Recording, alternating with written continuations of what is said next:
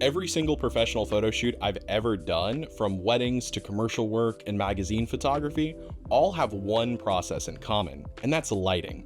I'm going to show you how to elevate your portraits to the next level using only one simple trick: off-camera flash.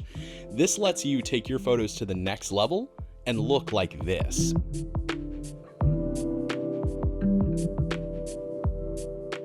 Hi, I'm Jonah Holland, a freelance photographer and creative, passionate about using tech with intentionality to connect with others. Now, I've been photographing weddings for over 9 years now, and want to share a little bit about why flash is such an important part of my creative process. Aside from weddings, I'm primarily an environmental portrait photographer. Think of portraits of people out in the world or in an environment of their own rather than in a studio. Now, I've developed a style that uses a combination of artificial light and natural light to create a more stylized look that I really enjoy. And I firmly believe that learning artificial light early in my career is one of the biggest things that helps set me apart from other photographers my age and in my area. And really, I would encourage any photographer who's only used natural light before to try using artificial light at least once. Once you learn how to use artificial light effectively, it really opens up your portrait photography to endless possibilities. And to be clear, there is nothing wrong with only using artificial light if that's what you're comfortable with. It's beautiful, it's soft, it's free, but also it's unpredictable. You're at the mercy of the weather, time of day, and your location. Off-camera flash gives you control, complete control, and control means consistency. Now, to keep it simple, I'm just going to be talking about basics in this video. Most of my portraits are taken with only one flash, but you can get as complicated and creative as you want. What is off-camera flash? Off-camera flash means that you're not relying on the pop-up flash or built-in flash that's already mounted on your camera that fires directly forward towards your subject, creating a very flat lighting. Instead, you're placing a flash to the side, behind, above, or really wherever you want, and triggering it remotely. This allows you to control the light, the drama, the shadows, and even mimic natural light when there's none around. Now, to get started with off-camera flash, you're going to need a flash trigger that's compatible with your flash. I'd also recommend getting a modifier, a mount, and a light stand to connect it all together. Now, there are countless different diffusers and accessories that you can find for your lighting, though I mostly use a softbox. This turns your flash into a larger light source, as well as creates a softer, more diffused, flattering look.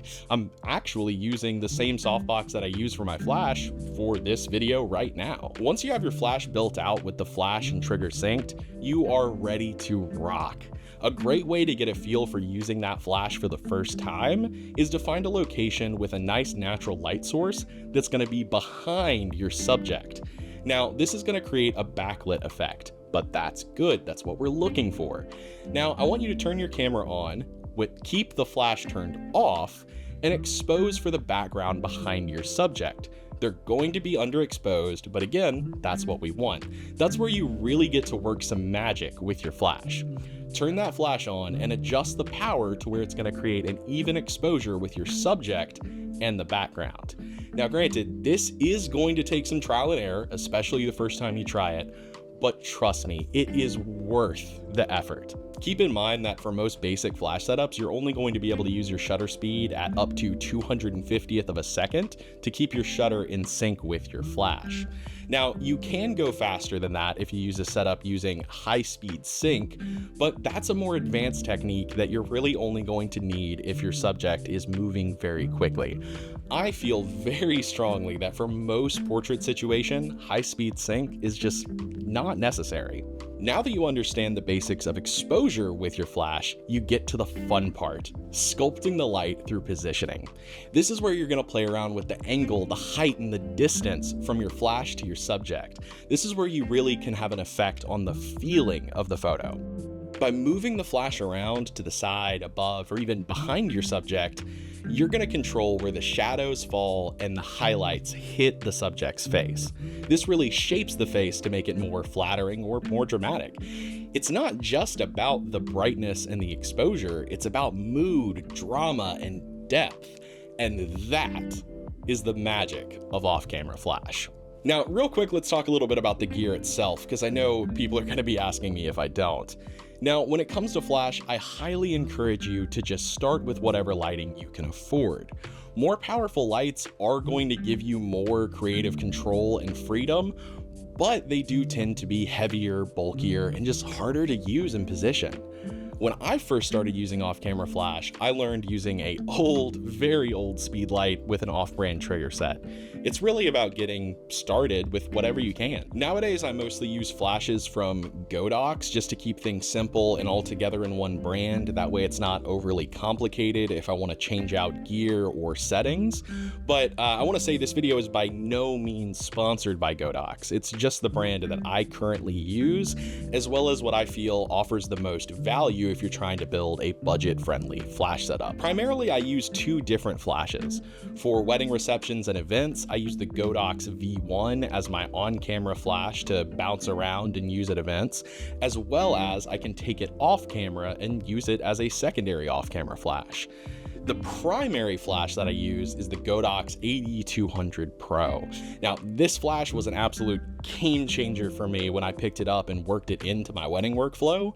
It's lightweight, but still offers just enough power for pretty much everything I need.